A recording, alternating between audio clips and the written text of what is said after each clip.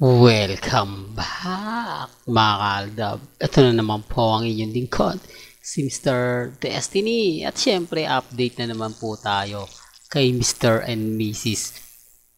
Paul Carson. Grabe, sobrang blooming ngayon ni Maine Mendoza. Live po ngayon ang Eat Bulaga mga kaaldab. At sinasabi nga nila nakauwi na nga po si Mengay. Galing po daw sa Bangkok, Thailand. Tanong, kailan nga po ba umuwi si Mengay sa Pilipinas? Kahapon nga po ba?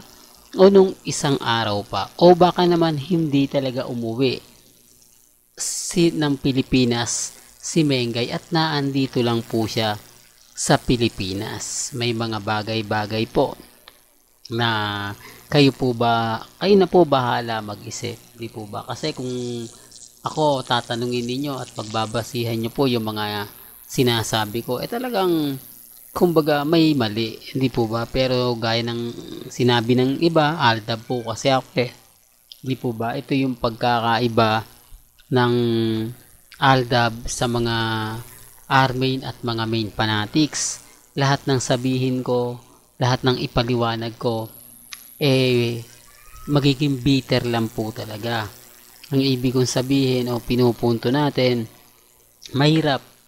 Lalo na nga po kapag may mga bagay-bagay na mapapaisip po kayo. May mga bagay-bagay na kumbaga keso ganito, keso ganon. Hindi po ba? Kaya relax lang po kayo.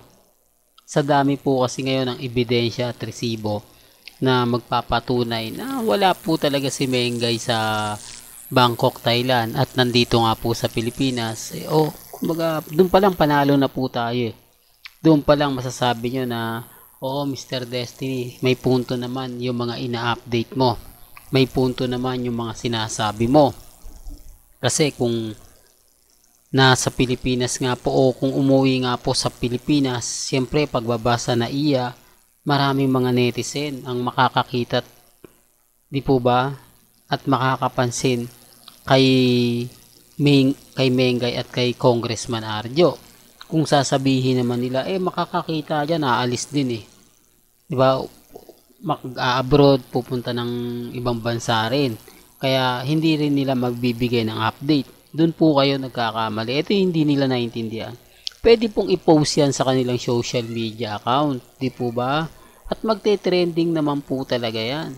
Lalo na nga po kapag naispatan mo silang yung dalawa at nabidyohan mo at napicturean mo, kahit papaano marami kang mga kaibigan na mapapasana all, di po ba? Kaya nga sabi ko sa inyo nung mga panahon po ng aldab doon sa barangay, na kapag talagang tumadaan na si Mengay, talagang magpapapicture at magpapapicture, di po ba? Tapos ganun din kay Alden Richards, kasi lahat ng friends mo sa Facebook sasabihin sa Twitter na, uy, sana all, anong itsura ba, gwapo ba talaga? Yung tipong isang linggo na yun at yun pa rin po yung tinatanong nila. Na-encounter nyo po ba yun mga kaaldab, na sumugod sa barangay nyo sina Richard Paul Carson, Wally at lahat ng kumbaga sugod bahay gang, o kasama na doon yung teleserye, di po ba? Halos kumbaga isang linggo ng mga tanong na mapapaisip din po talaga kayo kung ano nga po ba at ba't ang kukulit nga po nila. Talagang kasi pag nakita mo yung mukha ni Mengay at mukha ni Alden Richards, yung tipong hindi mo agad-agad makakalimutan hindi po ba? Totoo naman po kaya lang syempre ang daming kwento na si Mengay hindi daw maganda, di po ba? Hindi kagandahan, malakas lang ang sex appeal.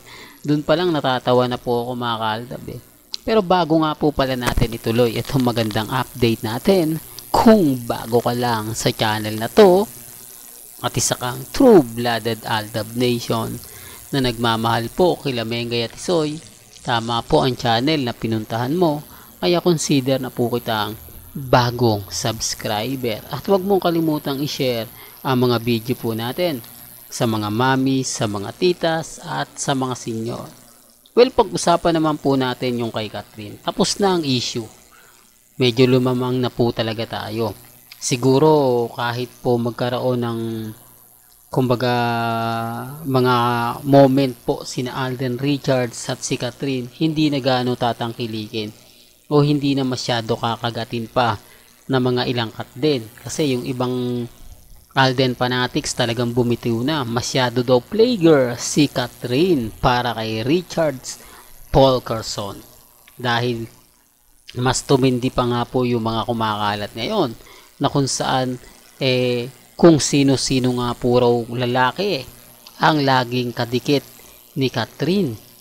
Siyempre dumating na naman po dyan si Jericho Rosales at si Dominic at nagkaroon na naman ng issue kay Paulo o Piolo Pascual. Eto mga kalab, kanya-kanya tayong opinion. Sinasabi ko lang po ito base po sa mga nakakahalap nating impormasyon. Although may pelikula si Jericho Rosales at si Catherine at si Dominic Roque naman po, hindi naman lingid sa inyong kaalaman na madalas naman po talaga silang magkasama ni Catherine. Di po ba? Tapos sasabihin ng iba, hindi, nagkataon lang. Pilit po kasi nilang pinagtatanggol. Pilit po kasi nilang sinasabi na walang relasyon. Wala naman pong problema. Di po ba? Hindi naman po kami namimilit at never naman pong, kumbaga, sinasabi ko sa mga post ko, sa mga vlog ko na suportahan nyo ko. Di po ba? Na, kumbaga, maniwala kayo sa sinasabi ko. Wala pong ganun. Ang sa akin po, binibigyan ko lang po kayo ng idea. Binibigyan ko lang kayo ng, o mapapaisip lang po kayo. Di po ba kung totoo o hindi? Kayo po magdidesisyon. Di po ba? Kasi kung may relasyon po si Alden at si Catherine, never po talaga. Kasi magkakaroon ng respeto. Di po ba? Respeto na magkakaroon ng yung pagpapaalam po ba? Di po ba? Kaya yung naka-encounter ako, sinabi ko to sa isang komento. Di po ba? Pero hindi tayo nagpapakilalang si Mr. Destiny. Di po ba? Gaya po kasi ni Alden Richards na isang laking probinsya. O sa probinsya lumaki. Siyempre, hihingi ka ng permiso. Hindi po ba? O sasabihin mo to na gagawin ko ba to? Hindi po ba? Medyo pagbibigyan ka pero hindi ganun ka-sexy yung suot. Hindi po ba? Hindi, kailangan kasi ganito yung sayaw ko Pero yung titignan yung kasuotan mo, hindi po ba? Medyo magbabago. Medyo, kumbaga, haba-habaan mo naman ng konti yung short. Hindi po ba? Tapos yung damit na gagamitin mo, medyo, di po ba, yung katulad kay Mengay na kasuotan. Yun, kahit na sexy yung pinaka dance performance mo, okay lang, di po ba? Kasi kahit saan naman tignan, sexy ka pa rin Kaya lang yung makikita na hindi maganda at hindi ka aya-aya, di po ba? Wala ang desisyon po kasi nangyari talaga kay Catherine lang. Siya nag-decide sa sarili niya. Never pong, kumbaga, tinanong niya si Richard Polkerson at hindi po talaga sila magkarelasyon. Kaya nga po basag sila sa akin Hindi po ba? Tapos sasabihin nila, siguro aldab ka, siguro ano ka, delulo ka, kaya ganyan ka. Hindi po ba? Hindi lang nila masagot yung simpleng katanungan o yung simpleng tanong ko para po sa kanila. Hindi po ba? Kaya lang syempre mga kaaldab, may point na kumbaga lahat ng sabihin ni Mr. Destiny, lahat ng ipaliwanag ko, di po ba, hindi nila paniniwalaan. Kasi nga po, aldab tayo. Ito yung pagkakaiba ng mga taong galit na galit. Gaya po ng Armain. Di po ba, tinatanong natin sila, dumating na pala si Main. Kailan pa? Di po ba? Ni sila hindi po nila alam. Tapos sasabihin nila, Main fanatics kami, updated kami kay Main. Kumbaga binibigyan kami ng ganap, binibigyan kami ng update. Kaya simpleng tanong, bakit hindi sila mabigyan ni Congressman Arjo? Bakit walang post si Congressman Arjo na kumakain sila sa labas? Di po ba? Namamasyal sila. Yung bonding moment ng dalawa. Gasino lang naman po itaas ang cellphone. Di po ba? Mag-selfie. Hindi naman po siguro aabot ng 1 minuto. Di po ba? Yung magpa-picture o yung pipicturean mo o gagawa ka ng video, siguro pwede na po yung 1 minuto at kalahati. Di po ba? Sinasabi ko lang po ito para po sa mga taong galit na galit sa channel ni Mr. Destiny. Well, hanggang dito na lang po yung updates natin Kaya kung gusto nyo pa po ng pinaka-latest, sabay tumutok lang po kayo dito po sa channel ni Mr. Destiny. Hanggang sa muli, salamat po sa panonood at pakikinig.